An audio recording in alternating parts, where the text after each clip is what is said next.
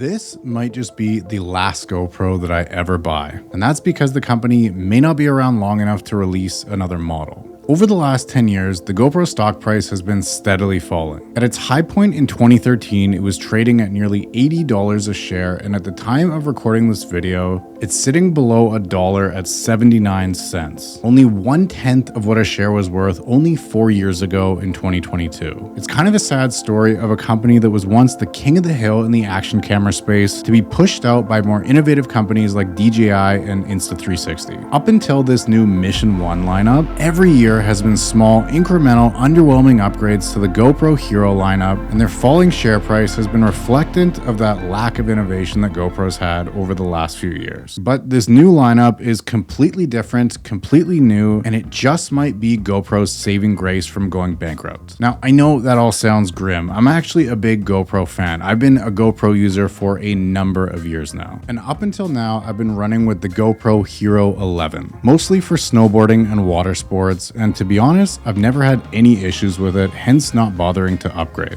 I've always thought the quality is good enough for an action camera. The low light performance in the GoPros has always been bad, but to be honest, I never really cared about that because I'm never using an action camera in low light.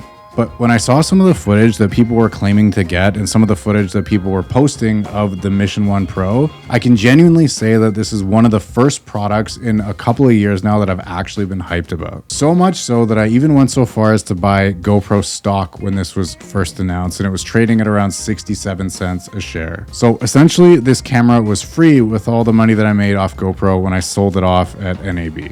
Well, at least that's how I justified to my wife buying the camera. No, but seriously, I would have bought it either way. So that is to say that this video is not sponsored by GoPro. All of the opinions in this video are my own. This isn't going to be a spec camera where I weigh the camera. I talk about how many stops of dynamic range it has. I'm not Gerald Undone. I'll let him do that if he wants to come out of retirement to test this camera. But really the goal of this video is to look at it from a practical, everyday user perspective. How does this actually perform in the real world? However, it's hard to not talk about the biggest spec upgrade that this camera got, and that is the 1-inch sensor, which you can shoot in full 4x3 open gate mode, which everyone is super excited about because it means that you can crop in both vertically and horizontally to get footage for both Instagram and for YouTube with just one clip. It's actually pretty handy. And the footage that comes out of this little camera is actually pretty insane. Because it shoots in GP Log 2, GoPro's new log mode, you retain quite a lot of the detail in the highlights and the shadows, and when color graded, the clips definitely don't look like your standard overly saturated and sharp action camera footage. It does take a little bit of tinkering to get used to color grading the GP Log 2 footage, because as of right now, you can't really find any LUTs for GP Log 2. So I made my own, and you can find them using the link in the description below. There's 6 LUTs in the pack. Some of them resemble RE footage, some film emulations, and a couple more. I've tested these LUTs across a ton of clips, and they're very versatile and really take advantage of GoPro's new sensor and the 10-bit it shoots in. Even if you don't want to mess around with log footage, the profiles that come on the Mission 1 Pro are actually quite good. They have a natural mode, a cinematic mode, a vibrant mode, and then a flat mode, which is kind of like a less flat version of the log footage. So there's a lot of options when it comes to picture profiles. Personally, I just shoot everything in log so that I have that flexibility and freedom later on to color grade, but it does take a little bit of extra time, which is why I made the presets in the first place. When it comes to the picture profiles that are straight out of the camera, I think my favorite is the natural mode. It actually looks quite good. On my old Hero 11, for when I snowboard and do water sports, I mainly shoot in vibrant mode because I just don't want to take the time to color grade all the footage, and because it didn't really have a real log profile. But now that I have a full log profile on this, I'm definitely going to take advantage of that this summer when we go back to the cottage. Okay, so log footage, check. 1-inch sensor, check. Full open gate 4x3, check. The next big thing everyone is raving about with the Mission 1 Pro are the slow-mo capabilities, and it's actually pretty insane. You can shoot 4K 240 at 10-bit, then you can downgrade to 1080 and shoot 480 frames a second still at 10-bit, and then 960 frames per second, but drop down to 8-bit and only 10-second bursts at a time. This is actually insane slow motion for an action action camera or really just any camera at all at this price point. The 960 frames per second is obviously softer than the 4K 240, but the fact that you can get that much slow motion on this little camera is really cool, and it's pretty fun to play around with. Do you need 960 frames per second? Probably not,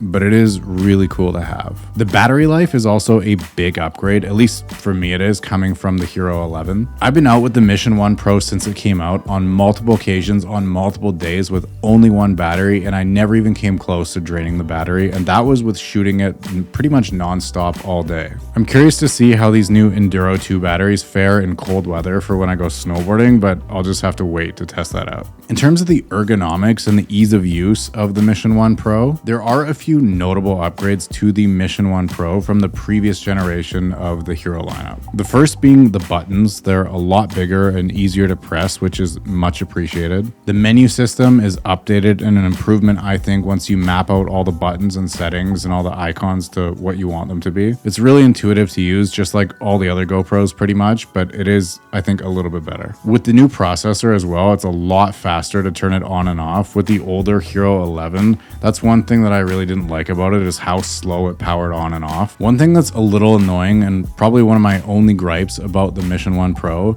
is that the battery door for some reason is extremely hard to open. When I first got the camera and I opened the battery door to try and put the battery in, I thought there was something wrong with my particular unit. It does get a little bit easier to open after you've opened it and closed it a few times, but it's very, very tight and it's hard to open and hard to close. Did I mention that this thing also shoots in 32-bit float raw audio? All right, this is what the audio sounds like recording straight from the GoPro, and this is what the footage looks like in this similar shooting situation that I'm shooting this video in. Pretty low light, so this is actually going to be my first test for how good this thing is in low light. I'm really excited to see the creator bundles and all the other mods and things come out for this, because as of right now, you can't even get the grip. It's sold out. So right now I'm using this little Smallrig mini tripod selfie stick thing that I got on Amazon. I'll link it down below. It's pretty handy, but I do want to get my hands on the grip and some of the media mods that GoPro releases once they're available. Also curious to see the interchangeable lens version of this camera, because that also looks insane. A lot of people are commenting on the minimum focus distance of this, which personally I haven't really found to be an issue because I don't do a lot of vlogging and I haven't tried to do any like